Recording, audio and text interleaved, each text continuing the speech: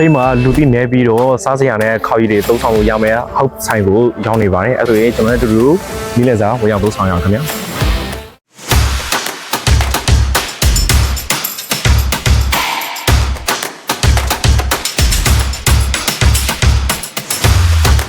ဒီဟင်းနေရာတွေကတော့ဟုတ်ဆိုင်မှာလူကြိုက်များတဲ့ဟင်းနေရာတွေပဲဖြစ်ပါတယ်။ကြောက်ရတုပ်ပေါ့နော်။ဒါငါးပွားကျော်ချစ်ကင်ဟင်းအမဲမဆလာဆက်စင်ကိုရှိမယ်ပြီးမဲ့လက်ဖက်ရှိမယ်ဗျာ။ကဲကျွန်တော်တို့လှုပ်ဆောင်ရအောင်ဗျာ။ဒါတော့ယူရခေါင်းရည်လေးနဲ့ပေါ့။ပိမြို့မှာဟုတ်စားတောင်းဆိုင်ကခေါင်းရည်နဲ့အစားတောင်းလေးတွေကောင်းတယ်ကြလို့ဒီဘက်တောက်ချန်နေတို့ကသွားစားဖြစ်ခဲ့ပါတယ်။ဆိုင်ရှိကိုရောက်တာနဲ့ဘဲချန်နဲ့တယ်လီတွေကိုမြင်ရမှာဖြစ်ပြီးတော့တို့ရရီဖက်ကိုပြုံးပန်းစားထွက်လာရတဲ့ vibe ကိုခံစားရစေမှာပါ။ဆိုင်ရဲ့ special menu ကိုမေးကြည့်တဲ့အခါမှာကွေးတော်ရဲ့တော့ငါးပွားကျော်ချစ်ကရင်ဟင်းဝဲမဆလာ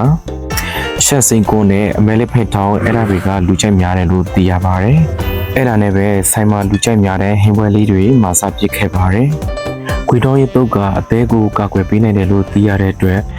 တောက်စားတတ်သူနဲ့ကျမရဲ့လိုက်စားသူဖို့မာယူစားသူကြည့်တဲ့ menu တစ်ခုပဲဖြစ်ပါတယ်။မပွားကျော်တဲ့ကြွကြွနဲ့တူတူလေးစားရတာအဆင်ပြေပါတယ်။အဲ့ဒီထဲမှာကျွန်တော်အကြိုက်ဆုံးကတော့ချစ်ကင်ဟင်းပါ။ခြား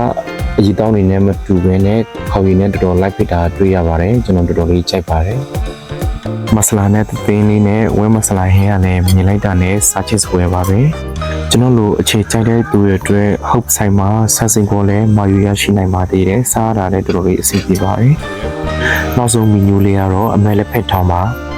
ဆိုင်ရှင်ရဲ့ပြောပြချေရအမဲမွားကြော်ရတဲ့ဒီနေ့သုံးရင်ခန့်အစစ်စစ်အခြေယူပြီးပြုလုပ်ထားတယ်လို့သိရပါတယ်။အမဲလက်ဖက်ထောင်ကလည်းစားရတာတော်တော်လေးအဆင်ပြေပါတယ်။ဒီဗီဒီယိုကတော့ကျွန်တော်သွားရိုက်တာမျိုးမဟုတ်ပဲနဲ့ကျွန်တော်တို့တိုင်းသွားစားစမ်းကြည့်နဲ့ review အဖြစ်ပြင်လဲတင်ဆက်ပေးရခြင်းပဲဖြစ်ပါတယ်ခင်ဗျာ။တယောက်နဲ့တယောက်အကြိုက်ချင်းမတူနိုင်တဲ့အတွက်အကယ်၍မိတ်ဆွေတို့အနေနဲ့ဟုတ်စားတော့ဆိုင်မှာစားဖို့ခဲ့လို့ရှိရင်မိတ်ဆွေတို့ရဲ့ထင်မြင်ယူဆချက်ကို comment မှာရေးသားခဲ့လို့ရပါတယ်။ကျွန်တော်ကတော့အခုလိုဗီဒီယိုတွေကိုအပတ်စဉ်တင်ဆက်ပေးနေတဲ့ဗီဒီယိုမှာကိုထပ်ပဲဖြစ်ပါတယ်။နောက်ထပ်ဘယ်ဆိုင်မှာစားစီခြင်းနဲ့ဘယ်လိုဗီဒီယိုတွေကိုရိုက်စီခြင်းနဲ့ဆိုတာ comment မှာရေးပေးခဲ့လို့ရပါတယ်။ဟုတ်ကဲ့ပါနောက်ဗီဒီယိုနဲ့အတူပြန်လာခဲ့ပါမယ်ခင်ဗျာ။